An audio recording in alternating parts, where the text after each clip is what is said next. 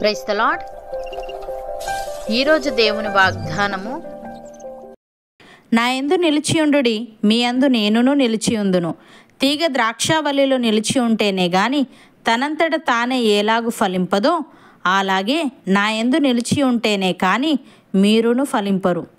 యోహాను సువార్త 15వ అధ్యాయము 4వ వచనము.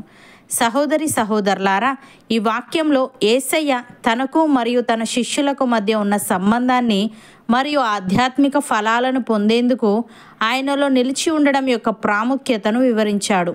విశ్వాసులు నిజమైన ఆధ్యాత్మిక వృద్ధి మరియు ఫలవంతమైన అనుభూతిని పొందేందుకు క్రీస్తులో నిలిచి ఉండడం తప్పనిసరి.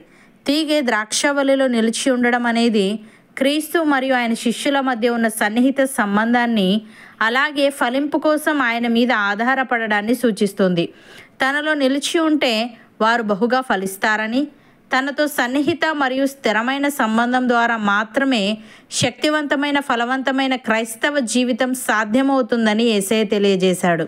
ఇది విశ్వాసులను క్రీస్తుతో లోతైన మరియు స్థిరమైన సంబంధాన్ని పెంపొందించుకోవడానికి సవాలు చేస్తుంది.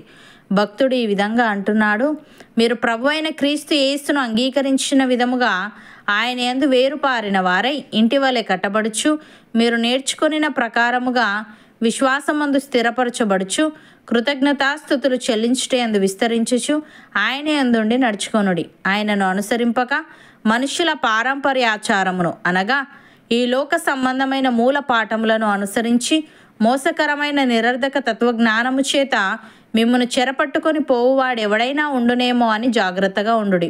ఏలయనగా దేవత్వం యొక్క సర్వపరిపూర్ణత శరీరముగా క్రీస్తునందు నివసించుచున్నది, మరియు ఆయన యందు మనమును సంపూర్ణులమై ఉన్నాము. ఆయన సమస్త ప్రధానులకును అధికారులకును శిరస్సై ఉన్నాడు అని. ప్రియులారా, యేసుక్రీస్తు అన్నిటికంటే ముందుగా ఉన్నవాడు.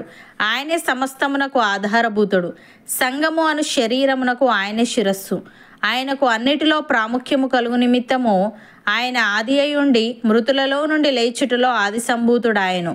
ఆయన యందు సర్వసంపూర్ణత నివసింపవలననియు ఆయన శిలువ రక్తము చేత సంధి చేసి ఆయన ద్వారా సమస్తమును, అవి భూలోకమందున్నవైనను పరలోకమందున్నవైనను వాటినన్నిటినీ ఆయన ద్వారా తనతో సమాధానపరుచుకొనవలననియు తండ్రి అభీష్టమాయను.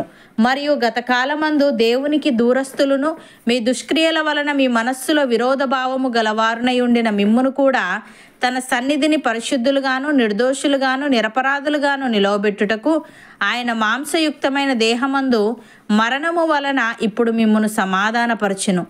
పునాది మీద కట్టబడిన వారై స్థిరముగా ఉండి, మీరు విన్నట్టు ఆకాశము క్రింద ఉన్న సమస్త సృష్టికి ప్రకటింపబడినట్టు ఈ సువార్త వలన కలుగు నిరీక్షణ నుండి తొలగిపోక విశ్వాసమందు నిలిచి ఉండిన ఎడల ఇది మీకు కలుగును.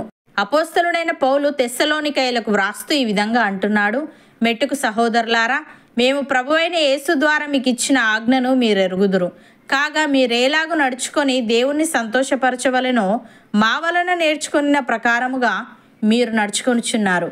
ఈ విషయంలో మీరు అంతకంతకు అభివృద్ధి నొందవలనని మిమ్మును వేడుకొని ప్రభువైన యేసునందు హెచ్చరించుచున్నాము. మీరు పరిశుద్ధులగుటయే, అనగా మీరు జారత్వమునకు దూరంగా ఉండుటయే దేవుని చిత్తము. మీలో ప్రతివాడును దేవుణ్ణి ఎరగని అన్యజనుల వలె కామాభిలాషయందు కాక పరిశుద్ధత యందును ఘనత యందును తన తన ఘటమును ఎట్లు కాపాడుకొనవలెనో అది ఎరిగి ఉండుటయే దేవుని చిత్తము అని. సహోదరి సహోదరులారా, మీరు విశ్వసించు అతి పరిశుద్ధమైన దాని మీద మిమ్మును మీరు కట్టుకొనుచు, పరిశుద్ధాత్మలో ప్రార్థన చేయుచు, నిత్య జీవార్థమైన మన ప్రభువు యేసుక్రీస్తు కనికరము కొరకు కనిపెట్టుచు దేవుని ప్రేమలో నిలుచున్నట్లు కాచుకొని ఉండుడి. సందేహపడు వారి మీద కనికరము చూపుడి. అగ్నిలో నుండి లాగినట్టు కొందరిని రక్షించుడి. శరీర సంబంధమైన వారి అపవిత్ర ప్రవర్తనకు ఏమాత్రము నొప్పుకొనక దానిని అసహించుకొనుచు భయముతో కొందరిని కరుణించుడి. తొట్టిల్లకుండా మనలను కాపాడుటకును, తన మహిమ ఎదుట ఆనందముతో మనలను నిర్దోషులనుగా నిలవబెట్టుటకును మన దేవుడు శక్తిగలవాడు. నమ్మిన వారు నాతో పాటు ప్రార్థనలో ఏకీభవించండి. పరిశుద్ధుడా, ప్రేమగల తండ్రి, జీవముగల నా యేసయ్య, మేము నీ యందు నిలిచి ఉన్నట్లయితే నీవు మా యందును నిలిచి ఉందువని, తీగ ద్రాక్షవల్లిలో నిలిచి ఉంటేనే గాని తనంతట తానే ఎలాగు ఫలింపదో అలాగే నీ యందు నిలిచి ఉంటేనే గాని మేమును ఫలింపమని నీవు తెలియజేశావు.